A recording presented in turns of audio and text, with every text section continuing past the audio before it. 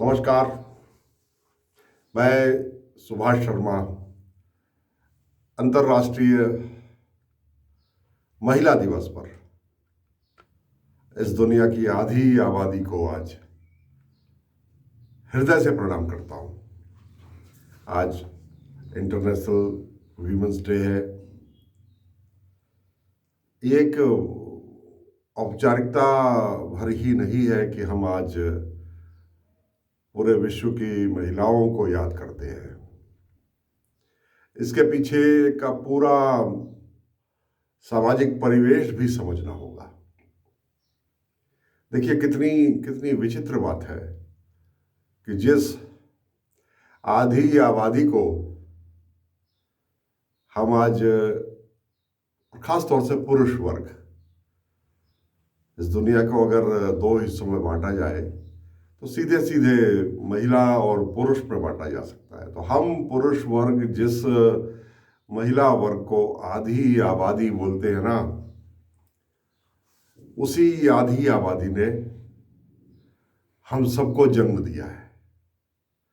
तो हम भी उसी का हिस्सा है। अगर स्त्री ना होती, अगर स्त्री जाति इस दुनिया में ना होती तो ये दुनिया ही ना होती। ये समझने की बात है। हम सब उसी स्त्री जाति के बाई प्रोडक्ट भर हैं, इससे ज्यादा हमारी हैसियत नहीं है। और देखिए, सदियों से कितना उत्पीड़न हमने स्त्री का किया। वो माँ जो हमारे रोने से पहले समझ जाती थी कि हमें भूख लगी है। बड़े होकर हम उसे कहते हैं कि माँ तू कुछ नहीं जानती। ये एक बड़ा अजीब सा उदाहरण है। मैं ये नहीं कह रहा कि हर समाज में हर वक्त स्त्री का उत्पीड़न होता रहा, परंतु ज्यादातर समाजों में तो यही हुआ। जब ये जानते हैं कि मुश्किल से अभी 70-80 वर्ष हुए अमेरिका जैसे विकसित देश में, वहां महिलाओं को वोट देने का अधिकार नहीं था। पहले महिलाओं को इस लायक ही नहीं समझा जाता था कि वो कोई सरकार चुनने में अपनी कोई भूमिका निभा सकती हैं, ऐसा माना जाता था। तो वो समाज आज पूरी दुनिया के अंदर महिलाओं की अगुवाई करना जानता है, करना चाहता है। और सबसे हैरानी की बात तो यह है कि वो यूनाइटेड स्टेट्स ऑफ अमेरिका आज तक एक महिला राष्ट्रपति नहीं दे पाया।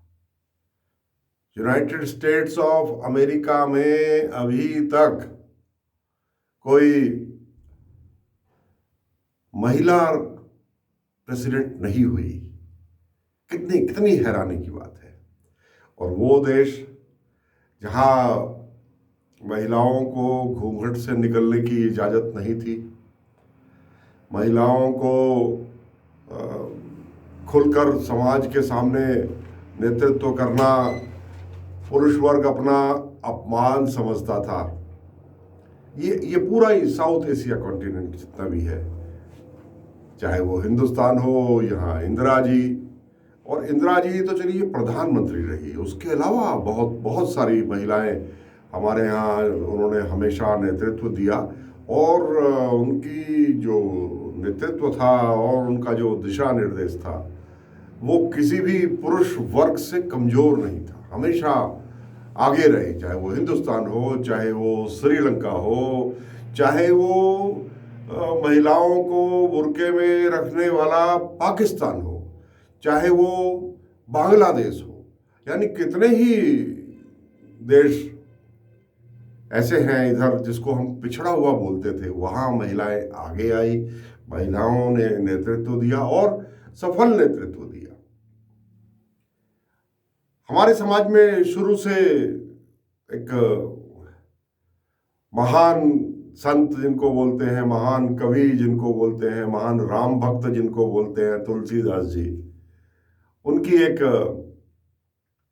उनका एक दोहा प्रचलित रहा है। हालांकि आज समाज में उस दोहे के दुष्प्रभाव ना पड़े तुलसीदास जी के, उसके विभिन्न व्याख्याएं बताई जाती हैं, मगर जो उन्होंने लिखा है व्याख्याएं आप स्वयं करते रहिए।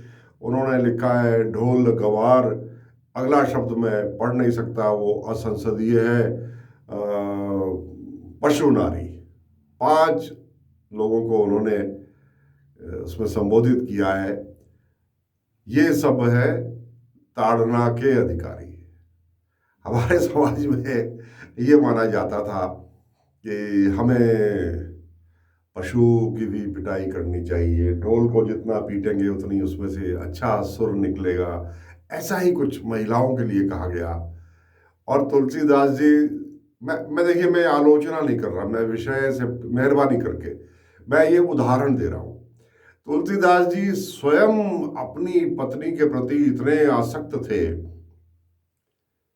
कि जब एक बार उनकी पत्नी अपने मायके चली गई तो वो उनके घर में वो दूसरी मंजिल पर रहा करती थी। तो उन्होंने उस घर में घुसने के लिए एक पेड़ की लटकी हुई शाख को पकड़कर ऊपर ऊपर चढ़े, और बाद में पता लगा कि जिसको पकड़ के वो ऊपर चढ़े थे वो तो एक सांप था।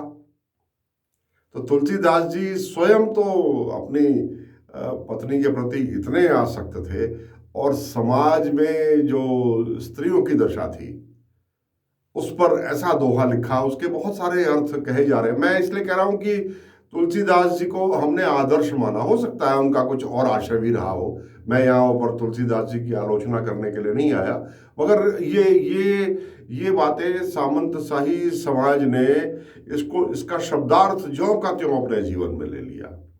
और आज स्थिति ऐसी है कि महिलाएं विद्रोह कर रही हैं।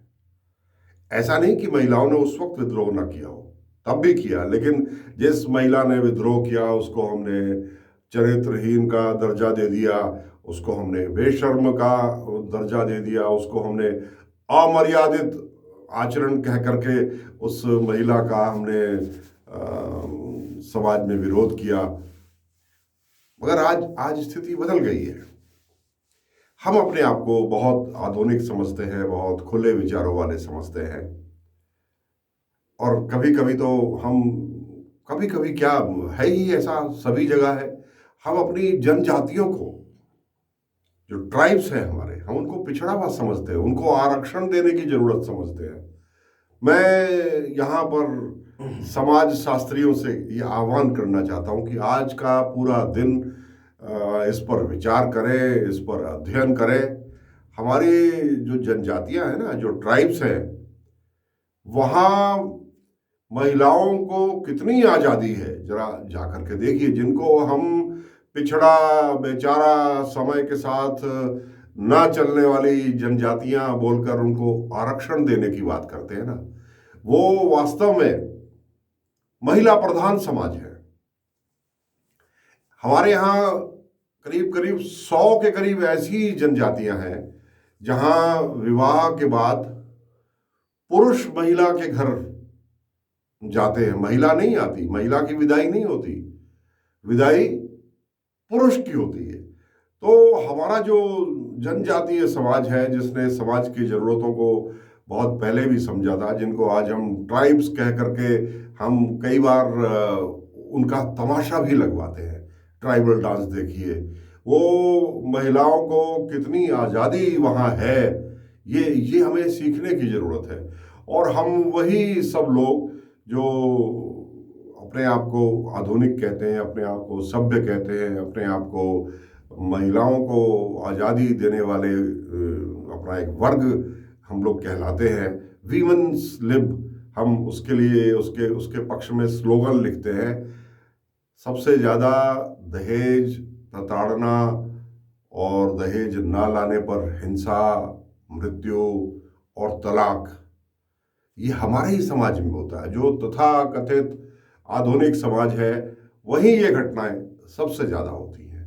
आज का दिन किसी के विरोध में कहने का नहीं है। आज का दिन अपनी जो समाज की हमारी कमजोरियां हैं, आखिर ऐसी ज़रूरत ही क्यों क्यों पड़ी कि महिला दिवस हमको मनाना पड़ रहा है। ये भी एक साजिश है। ये भी पुरुष समाज की एक साजिश है कि देखिए हम आपकी कितनी फिक्र करते हैं। अरे हम फिक्र करने वाले होते ही कौन है? हमारी हैसियत ही क्या है? ना तो पुरुष वर्ग सृजन कर सकता है, ना पुरुष वर्ग नया जीवन किसी को दे सकता है, ना पुरुष वर्ग महिलाओं की तरह मल्टीटास्किंग कर सकता है। जरा जरा सोचिए। मैं अपने पुरुष वर्ग के आज अपने भाइयों से कहना चाहता हूं कि चलिए एक बार सब कुछ छोड़ दीजिए। बाकी सब तो प्रकृति ने बनाया, परंतु महिला ने स्वयं आगे बढ़कर के जो एक जिम्मेदारी ली वो है मल्टीटास्किंग की। सुबह हमारे उठने से पहले पूरा घर जो व्यवस्थित रहता है वो एक महिला ही करती है। उसके बाद घर में चूल्हे चौके का इंतजाम वो महिला जो हजारों सालों से घर के अंदर धुआं लकड़ी जला करके भी उस धुएं में अपनी आंखों के आंसुओं की परवाह न करते हुए भी हमारे लिए भोजन की व्यवस्था करती रही, उसी महिला को हम आज कहते हैं कि तुम घर की चार दीवारी से बाहर मत निकलो। कुछ संगठन ऐसे भी हैं आज भी जिन पर कुछ लोग गर्व करते हैं कि महिलाओं का काम चूल्हा चौका और परिवार संभालने का है। ऐसा भी बोलते हैं। क्यों ये ऐसा क्यों? क्या महिला पुरुष का मनोरंजन भर है? मनोरंजन करने के लिए महिला चाहिए और उसके बाद घर की सारी जिम्मेदारियां। मैंने अभी जिस मल्टीटास्किंग का जिक्र किया वो बहुत मुश्किल काम है और वो महिला जिसने इसकी कहीं ट्रेनिंग नहीं ली, समाज में अपने आप महिला ये मान लेती है कि ये तो मेरी ही जिम्मेदारी है, बगैर कहे कर लूँ तो ज़्यादा अच्छा है। अपने बच्चे हो जाए तो बच्चे पालना, सारे घर के जानवरों को देखना, हर एक का स्कूल जाने का, ऑफिस जाने का और आने का, वापस आने का, वो समय भी एक बॉडी क्लॉक की तरह हमारी जो घर में महिलाएं हैं उनके शरीर में, उनकी आदत में शुमार हो जाता है। और स्कूल जाने से पहले क्या क्या करना है, स्कूल से लौटेंगे तो उनको क्या क्या खाने पीने को देना है, और इस बीच कपड़ा धोना, घर का सारा काम करना, अड़ोस पड़ोस का, महिलाओं का, समाज का भी जानकारी लेना, घर के अंदर सारी जितनी भी जरूरी चीज़ें हैं वो एक एक चीज़ याद रखना कि फला डब्बे में अब फलानी दाल कम रह गई है, अब चीनी और चाय पत्ती भी नई लाने का वक्त हो गया है, गैस का सिलेंडर भी अब थोड़ी लाल लाल रंग की लपटें दिखाने लगा है, इसको बदलने का भी समय आ गया है, बिजली के बिल जमा करने की तारीख भी है। और आज की महिला ये सब करने के साथ साथ सोशल मीडिया में भी उतनी ही आगे है। तो महिलाओं को कम आंकने वाला हमारा ये पुरुष समाज किसी गलत फहमी में जी रहा है। ये समझिए कि हमारा ये जो महिला समाज है जिसके कि हम एक बाई प्रोडक्ट भर है। सच कहूं तो हमें महिलाओं के प्रति टिप्पणी करने का अधिकार भी नहीं है, क्योंकि हम तो महिलाओं के द्वारा पैदा की हुई एक नाचीज भर है। इससे ज्यादा हमारी हैसियत नहीं है। मेरी इस बात को ध्यान से सोचना। वो महिला जो इस समाज में सृजन के लिए, इस सृष्टि को चलते रहने के लिए 10-12 साल की उम्र से और 50-55 वर्ष की उम्र तक जो महिला प्रति माह मासिक धर्म जैसे कष्ट को सहकर भी चुपचाप सह लेती है और चुपचाप सह करके घर के सारे काम भी साथ साथ चलते रहते हैं। कभी किसी घर का काम रुकने नहीं दिया उस महिला ने। और ज़्यादातर घरों में तो पता भी नहीं चलता कि महिला उस कष्ट से फिलहाल गुजर रही है। वो महिला आज उसको हम प्रणाम करते हैं। और हम प्रणाम इसलिए भी करते हैं कि हम आप ही का हिस्सा है। आप ना होती तो हम ना होते। आपने अपनी छाती से लगाकर हमको रखा महिलाओं ने, तो तब हम यहाँ पहुँचे। और ठीक है, हमने काम बांटे, आपस में काम बांटे, मगर काम बांटने का मतलब ये नहीं है कि महिला कमज़ोर थी ना। महिला को जहाँ जहाँ अवसर मिल रहे हैं, वो अंतरिक्ष का क्षेत्र हो, वो हवाई जहाज़ के पायलट बनने का क्षेत्र हो, वो सेना में आगे जाकर के शौर्य दिखाने का क्षेत्र हो, वो नेतृत्व करने का क्षेत्र हो, वो लेखन का क्षेत्र हो, वो कवि बनने का क्षेत्र हो, पत्रकारिता का क्षेत्र हो, ऐसा कोई क्षेत्र। और बड़ी बड़ी कंपनीज के सीईओ, जिस पुरुष को एक महिला को अपना बॉस मानने में समस्या होती थी, वो पुरुष आज उसी महिला के नेतृत्व में बहुत बड़ी बड़ी कंपनियों में उनके नेतृत्व में आगे बढ़ रहा है और अपनी तनख्वाहों का पैकेज कई कई गुना कर रहा है। तो महिलाएं किसी भी क्षेत्र में कम नहीं है। बस इतनी सी बात मैं आज कहना चाहता हूं। अंतर्राष्ट्रीय महिला दिवस है, इसलिए आज मुझे ये शब्द याद आ गए। मेरी औकात नहीं है कि मैं महिलाओं को वो चाहे माँ हो, चाहे पत्नी हो, वो बेटी हो, वो घर की बहू हो, ये सभी आदरणीय है। और पूरे घर का कामकाज इन्हीं के चारों तरफ चलता है। अगर ये महिलाएं घर में ना हो, घर में अगर एक महिला ना हो ना, तो घर में झाड़ू भी ना लगे, ये मैं आपको बताना चाहता हूँ। और ज़्यादातर जगह अगर किसी वजह से घर की महिला कहीं चली गई है, तो काम वाली बाई ढूंढते हो, काम वाला पुरुष फिर भी नहीं ढूंढते आप। वो तो आपको बस, क्योंकि आप जानते हो कि घर संभालना अगर किसी को आता है, जो उसे विरासत में जो प्रकृति ने गुण दिया है, वो महिलाओं को ही दिया है। इसलिए भाई, आज बहुत आदर के साथ अपने घर की महिला, वो चाहे कोई भी हो, और अड़ोस पड़ोस की महिला भी, उनको भी बहुत बहुत आदर के साथ आज उनका सत्कार कीजिए। और आज ही नहीं, ये रोज होना चाहिए, ये रोज होना चाहिए। और एक दिन ऐसा आना चाहिए कि हमें भी ये मजाक लगने लगे कि यार, किस बात का अंतर्राष्ट्रीय महिला दिवस? महिलाओं का तो ये पूरा विश्व ही है, महिलाओं का तो ये पूरा विश्व है।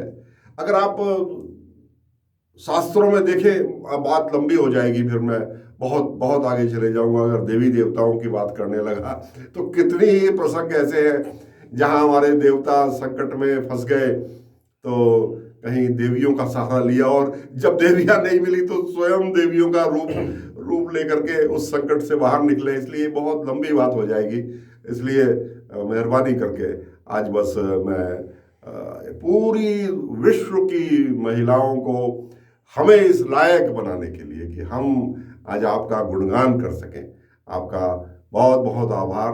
कल फिर किसी और विषय पर आपसे बात करने के लिए आऊँगा। तब तक के लिए पूरे विश्व की महिलाओं को और पूरे विश्व की महिलाओं के इस एहसान के लिए उनको बहुत बहुत प्रणाम। नमस्कार।